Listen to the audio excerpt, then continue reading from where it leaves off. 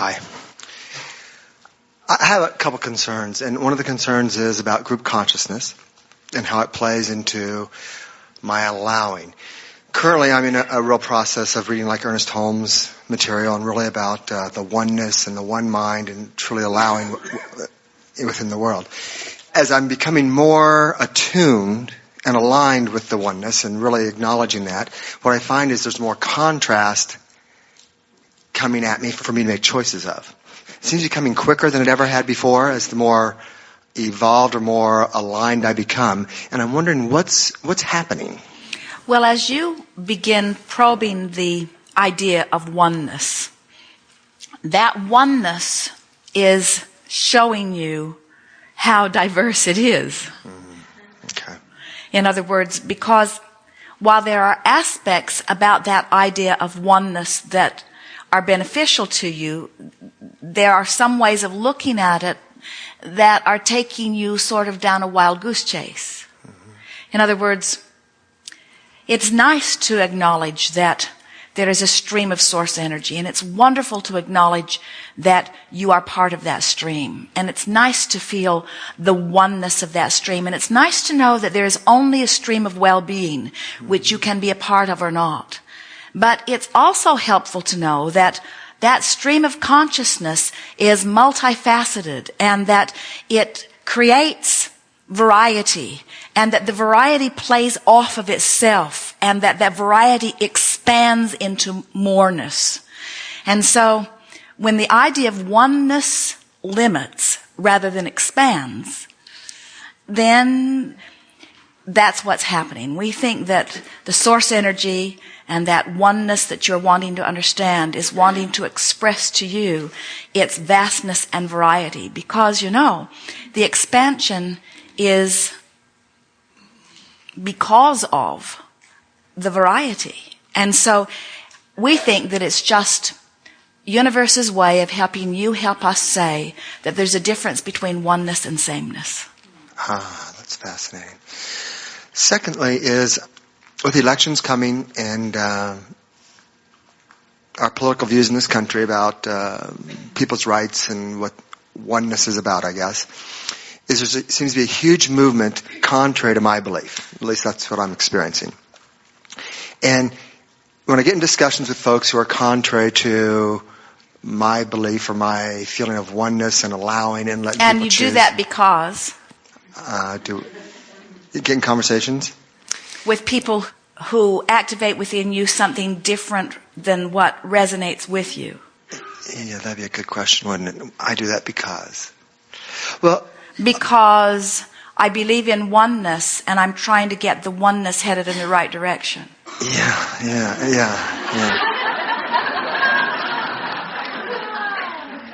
But when I understand that all things are allowed and that what anybody else believes or creates does not take away from what I believe and create, then I not only encourage them in their endeavors, but I applaud them in whatever they are creating while I give my attention to what I am causing to congeal around me.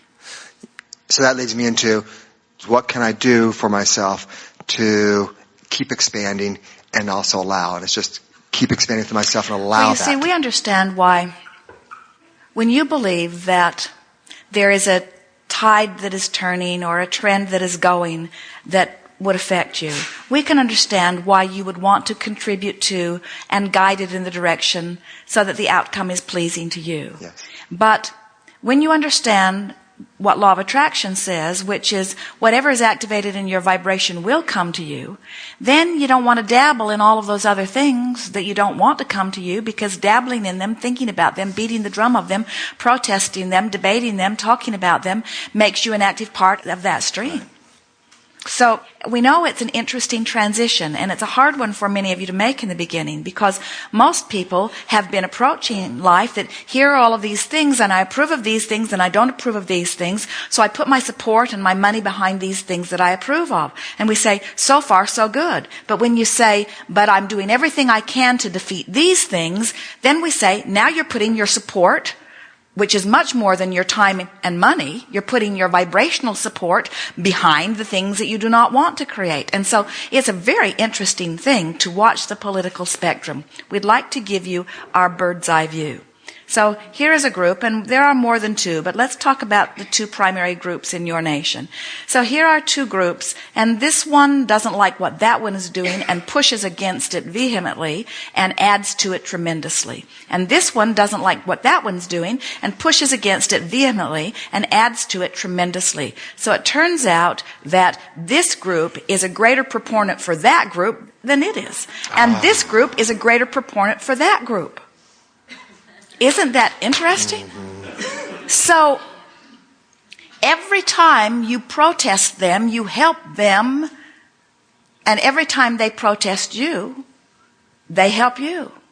And what we would do is stop the protest altogether and just start giving our attention to what we want, talk about what we want and why we want it, you see. Okay. Fascinating to see. And the convincing. And the convincing. I'm trying to get someone on my side. Just let them have their views. Well, why would you want somebody on your side? Well, I just use... Think about it from the base reason. Why do you want somebody on your side? I guess only to validate where I am.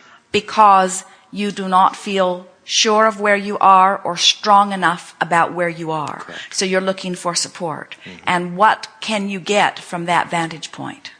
Not much. Not support. That's what we're talking about, helping the other, you see. Oh, it is fun to think. It's fun to chew. It's fun to evaluate. We are not wanting you to withdraw from the political process. It's exhilarating to observe what's happening and to feel your own conclusions formulating within you.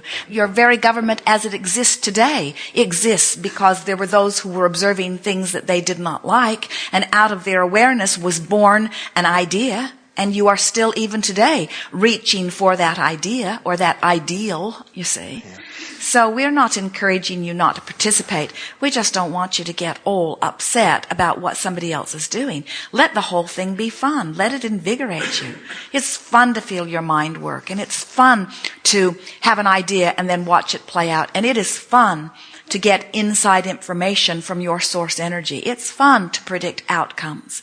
It's fun to make a difference. It's fun to see what would be better and to promote it and encourage it and put your time and energy and dollars behind it. It's great fun to be involved in the process. We're just here to encourage you to not shoot yourself in the foot during your involvement. In other words, if you have a zeal for what you are wanting, you're having a good time and you're in alignment. And the process is exhilarating to you, and the outcome will be satisfying to you. But if it feels hard, if it's a struggle, if they're making you mad, then you're not yet in sync with who you really are and what you really want. And we see very few in the political process who are joyous. Yeah. They're mostly angry. They're mostly angry and blaming the other one, needing the other one to do something different so that they can feel better. And the other is determined not to do something different so that you can feel better. Secondly, I don't know, it may not be something I like about myself. I look at this and say, this is truth. I mean, I hear truth, I know truth, and when I say to people is, you know truth when you hear it. Why aren't all people getting truth? Well, let us use a different word that's more truthful. Okay. You know alignment when you hear it. You feel alignment when you feel it. You know alignment when you feel it. Okay. Alignment with what? Alignment with your idea. So first you have to start with the premise that everybody gets to create their idea.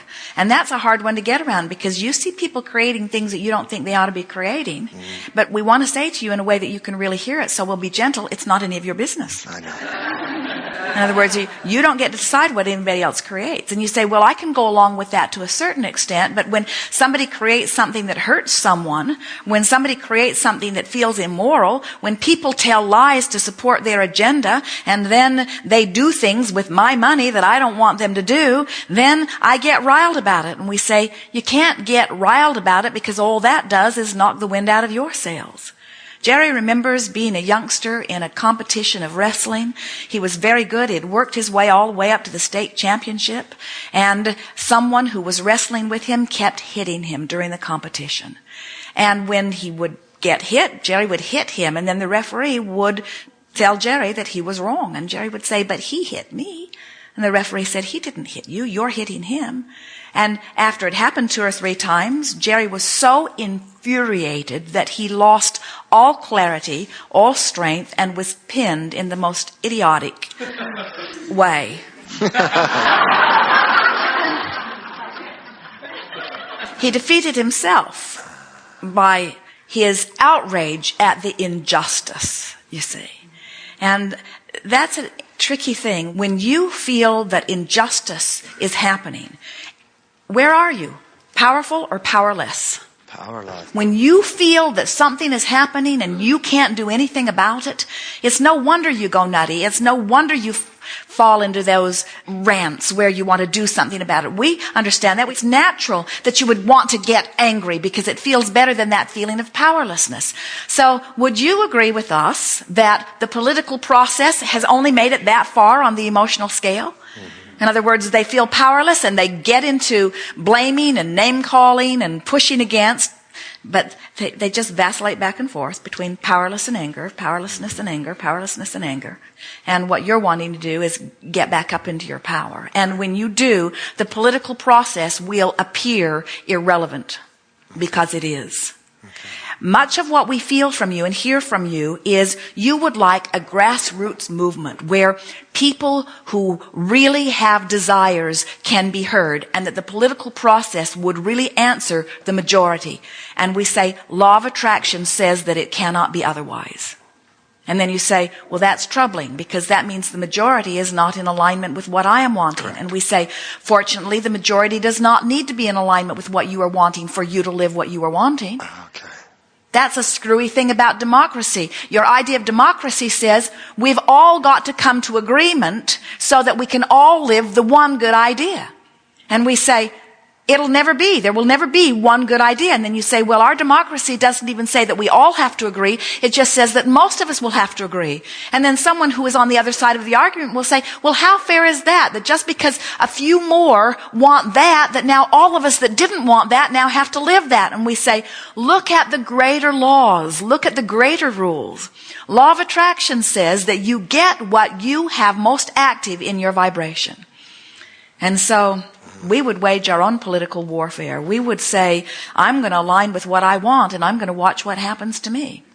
And I'm going to try not so hard to convince everybody else that they need to come along with me, because you did not come forth into this environment saying, oh, there are some ideas, let's sort them out, let's throw out the bad ones and whittle them down to a few good ones. You said, let's go into this universe and expand ideas, not shrink them. You said, let's let the ideas that exist produce new ideas. And when I get in sync with a new idea, then my work will be to align with the vision of the new idea.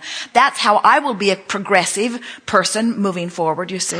So many of the people are still digging up stuff that has nothing to do with where they are. And fortunately, we say this joyously. A small, infinitesimal really, percentage of your nation is politically involved. Wow. Even when they cast their vote. Most of them have no idea what they're even casting. It's insignificant. It's a game somebody's playing, but it has nothing to do with your well-being or your outcome. And it's funny. Government would not want to hear that because they want to be more significant to your experience, but they are not significant to your experience. Thank you. Appreciate it. Yes, indeed.